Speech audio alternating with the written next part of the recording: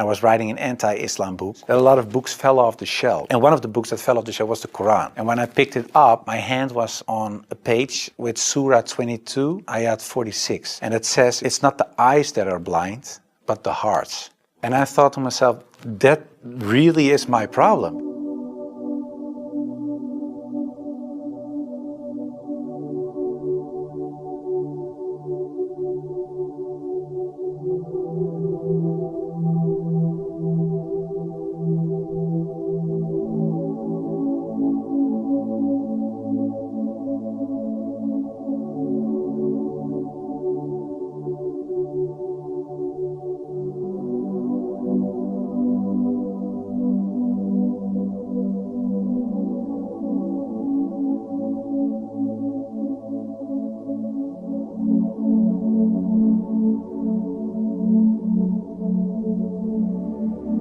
Before I was a Muslim, I was a Protestant Christian from the Reformed Church. We read from the Bible, we all got biblical names, we were all baptized, we went to church, etc., etc. Of course, I believed that there is a creator, I believed in heaven, hell, I believed in angels, revelations, and of course what separates the Christians from the Muslims is that I believed that Jesus Christ was the Son of God. In a more philosophical way, I believed he was God himself, of course. I believed in the resurrection and crucifixion of Christ, of course, and I believed in the atonement.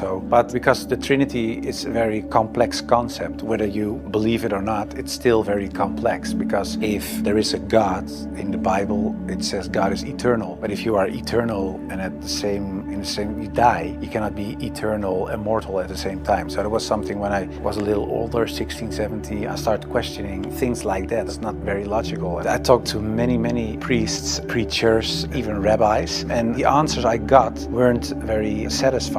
That made it for me kind of complex, and in the end I had some doubts about stuff like this. But I said, well, I set it aside and I thought, okay, I just believe it, and perhaps I'm not smart enough to get the whole picture. And I still believed in God. I still believed that Jesus was a very important person. I believed he was the Son of God, but how it exactly was, I left it for what it was. In Amsterdam, I was born and raised there. We're a practicing Protestant family. There happened a lot of things in the Netherlands, especially in my life. Also, when I look at the bigger picture when it came to Islam, I became politically active for the Freedom Party. I became a member of parliament. And in the end, I decided to write an anti-Islam book, which started as an anti-Islam book, changed into this search for God, and it ended up me becoming a Muslim. After high school, I went to university and I did comparative religion. And the remarkable thing, I think, was that the first day of me going to college was September 11, 2001. Already thought, okay, these Muslim guys are kind of crazy and this religion isn't the truth. Then a few years later was this guy in the Netherlands called 𝗕𝘂𝗺 Van Gogh. He was a famous filmmaker and he was killed in the street. He was shot and they tried to slit his throat and they put a knife in his stomach with a letter on it for another girl, 𝗕𝘂𝗵, and it said, "You are next." So it strengthened my anti-Islam feelings in such a way that I thought, well, I have to become politically active to do something and stop this evil of harming our country. You started politics because of Islam? Yeah, and that really had to do with Islam. That was the reason that I wanted to write a book, to explain to people why Islam was a danger for the world. When I was writing my book, like I said earlier, the questions, the doubts I had about Christianity popped up again. And that was about truth, of course, because I was a believing Christian guy. And yeah, the Christian questions I had in the end were answered in an Islamic way. Because, of course, when I started writing the book, a lot of people think that it was a political book. But it wasn't so much a political book, it was a religious book, because I wanted to show people why Islam was a danger as a religion, and I wrote it from a Christian perspective. So in the beginning I made a comparison between the Christian concept of God and the Islamic concept. So I started comparing it. But because I had these doubts about the Trinity and I saw Tawhid, the oneness of God in Islam, I thought, yeah, it sounds a little bit more logical. And then I thought to myself, well, I reread the Bible to refresh myself, to see, okay, why isn't the concept of Islam, the Tawhid concept, isn't the Christian concept? So after weeks and weeks of study, reading, rereading all kinds of books, I thought to myself, okay, perhaps this oneness of God is something that is true. So that's how it started.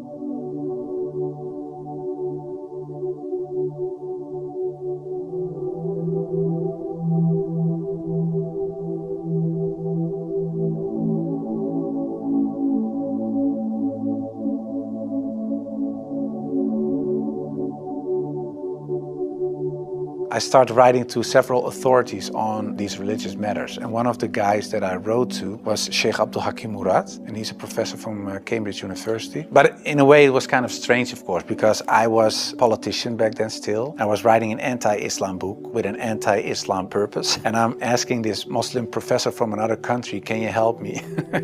So I told him, I'm writing a book. I have a lot of questions. So I was very plain why I thought, why is Islam promoting terrorism? Why is anti-woman? Why is anti-Christian? Anti-whatever. After, I think, 6 weeks, he sent me a very extensive email and he started explaining, directly answered a lot of my questions, but he also told me, you have to read this article, read this book, read that book, ask this person. And so he was very extensive in his way of explaining. One thing that I think was very wise of 𝗵𝗂𝗵 to say was, he said, well, the books you read about with the anti-Islam arguments are written by non-Muslims. He said, if you want to know more about Christianity, you don't read books from atheists. You start reading the books from the Christians. Why do they believe this? What are the arguments? So he said, you have to do the same with Islam. So start reading Islamic books from Islamic teachers, from Islamic scholars, etc. And that's what I also did with the life of the Prophet, because I read a book from Martin Links, The Life of the Prophet, based on the earliest source of Muhammad. And it was written, of course, by a convert. And his way of reasoning, his way of telling, his way of writing appealed to me because it's culturally the same thing. How do I approach a certain topic, etc. And it was the first time that I saw him not so much as a warlord, because that's the picture I had in my mind, but I saw him as a father, and I saw him as a friend and a teacher and so much more. And so, yeah, I saw the person and his character, and I said, well, I can say a lot, but I cannot say that this is not a good man. So his character persuaded me to read more and to want to know more. Story about Hind. She was the wife of one of the enemies, Abu Sufyan, and in a way they gave money to kill Hamza, the favorite uncle of the Prophet, and that was what happened on the battlefield. He got killed. They even paraded with his ears and cut off his nose and horrible stuff. So the Prophet was deeply sad, of course, of what happened. And years later he became powerful. He came in power in Mecca. And then there was Hind. And I was reading this book and I thought, okay, now she gets crucified or her head gets cut off or something like that. But he said, well, I cannot look at her right now, but everybody is forgiven. And if you want to stay here and live among the Muslims, it's possible. If you don't want that, you can go. But bloodshedding is over now. And I thought to myself that she was forgiven. If you can forgive someone who kills a relative, especially a favorite uncle of you, even starts parading with parts of his body to show other people that she humiliates you and whatever you stand for, that means you have such a great character. It's very special. It's something you don't see. And that's what he did. So I thought to myself, well, it was a really special guy. And when I thought that, I thought, yeah, well, I have these arguments for him being a prophet. I see his character. I see the way he treated other people. I see how he treated his enemies. I think he is a prophet. But then I thought to myself, whoa, that's horrible. Because I already accepted this oneness of God. And now I say he is a prophet. If I say there is only one God and Muhammad is his prophet, that's almost shahada.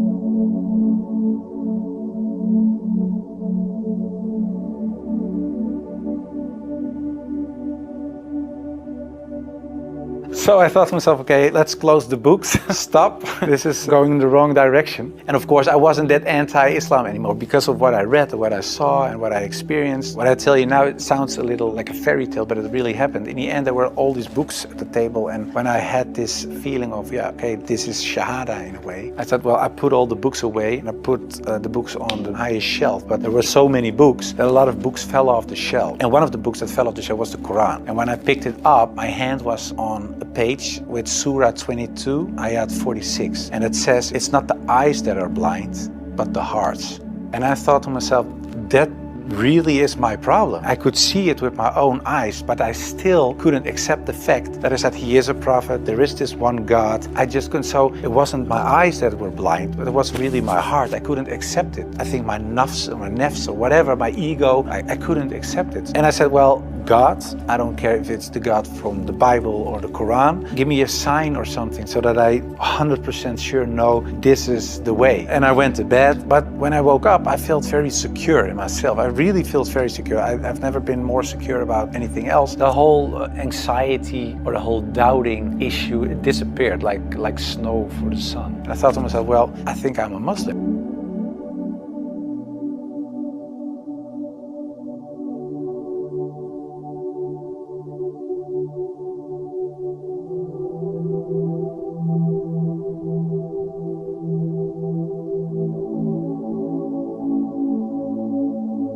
For a lot of people, especially some uncles and aunts, it was kind of a shock. They heard it when it was on the news. I told my mother, and my mother started crying. And my wife was pretty open. Yeah, she was very cool about it. She said, well, if Islam is what you really believe and that's in your heart, who am I? And yeah, some people from my old work were really aggressive. I got over 2,000 death threats from people who used to support me, of course, people who voted for me. People said the most horrible things. We will rape your wife, shoot you, know where your children go to school, stuff like that. And most of them, of course, is nonsense because they're crazy people writing things on their computer. I never chose a religion.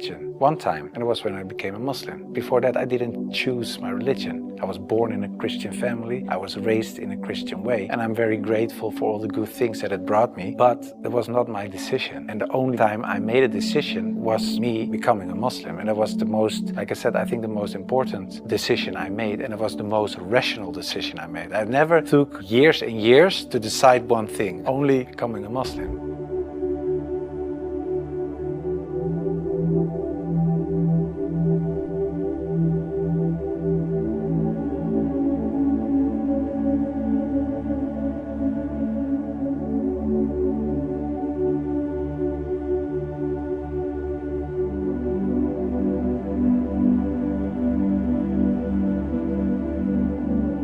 Founded an organization. It's called the 𝗕𝗂𝗵, Islam Experience Center. And we go to schools, primary school, high school, college, universities, but also to departments of the government, other social organizations, churches, to take away misconceptions about Islam, to share the message, to show Islam in its true colors. And we do it by virtual reality with the glasses, so it's a very fun experience as well. And we try to erase in a way the things I said and done in the past.